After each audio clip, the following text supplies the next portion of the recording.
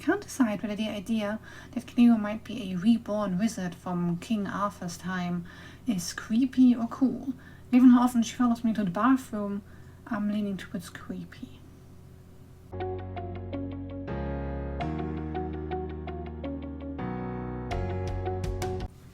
Hi guys, welcome back to my channel. I'm Kat and today I would like to talk about One Dark and Stormy Night by Hermione Moon.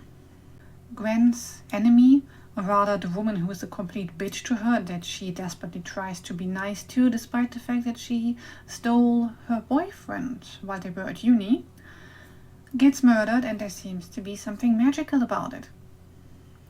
Together with her best friend Imogen, who is the investigating officer, Gwen sets out to find out who had reason to kill Lisa.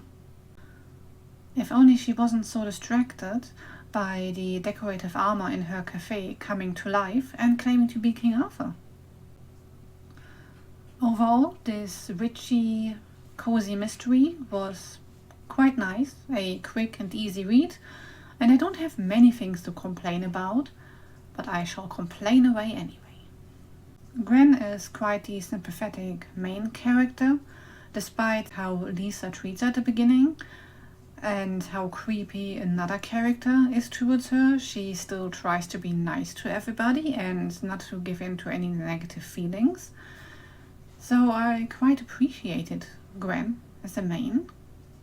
The next best character was her dog, who is a reborn wizard from King Arthur's time. Yeah, like the smartest dog you could possibly have. Very cute. She named him Merlin. The mystery itself was nicely set up, I think. It had a hint of magic about it. It made sense as to who the culprit was in the end. And you could see some hints of that in retrospect. You could see some of those things coming. But just by reading it, it was perfectly fine. The first thing that threw me in regards to time and Gwen, she tells you that she left uni to take care of her mom, who came ill with cancer and died eventually. She left uni to take care of her, and at which time she broke up with Luke as well, or their relationship came apart. And pretty much instantly he starts dating Lisa, the future victim. But apparently it's been quite a few years, so at the time that the book plays, Gwen is almost 30 or just turned 30, and Luke and Lisa have been married for a couple of years. Yet she's still not over him, it seems. I mean, it is a nasty breakup to find out that he might have been dating her already and that he's dating instantly after she's left uni. But that still seems like a lot of time between uni and turning 30 and just not letting go. But then Gwen seems to have a special relationship with time anyway, because at some point she tells you, oh yeah, I had to get up early to do all of the baking for the cafe, and it was like 7:30, and I'm like, that doesn't strike me as a baker's time. If you need to bake all of the goods for the cafe, then you need to be up way before 7:30, even if that thing only opens at 9. The creep in the story, Matthew, is a reporter who is proud of his heritage, or he's proud that his ancestor was a witch hunter, so that tells you everything you need to know about this character already, kinda. He keeps asking Gwen out, but at the same time he's just pissing her off, like he's very rude and condescending to her, and then he threatens her. It's like, oh, I will expose you as a witch, but hey, you want to go out with me? And it's like, are you suffering from like a split from reality here or something? Because, God, ugh. He is supposed to piss you off, obviously, but I feel like it could have been done maybe a little less obnoxiously. I mean, obviously he's the creep who doesn't understand and she doesn't want to date him, and when they're alone and he's all like, oh, but I need to expose you, but I'm so hot for you. Like, despite the fact that you're a witch, and he tries to kiss her and gets blasted by a protection spell, and he's like, well, what did you expect here? Also, was the sexual assault really necessary? We already knew he was a creep and a dick before this, so I could have done without this scene, but... Now, to the other kind of creepy, the love interest Arthur, who is also a war leader, not a king, according to himself, and historical facts apparently, but details you can read in the book yourself, same as why is he stuck in this armor or how does this work. Anyway, he's stuck in there and he goes in and out of consciousness over the years until he fully comes back when Gwen is around 30. He instantly tells us, like, you're the reborn Guinevere. You are my soulmate and I've just been waiting for you to be reborn.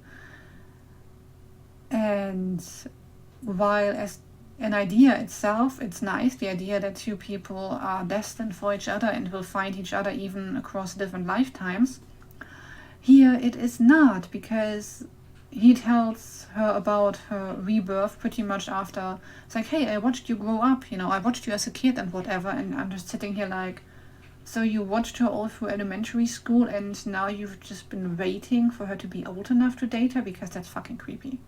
That's a different kind of creepy. At least Matthew has his affection aimed at a grown woman roughly his own age.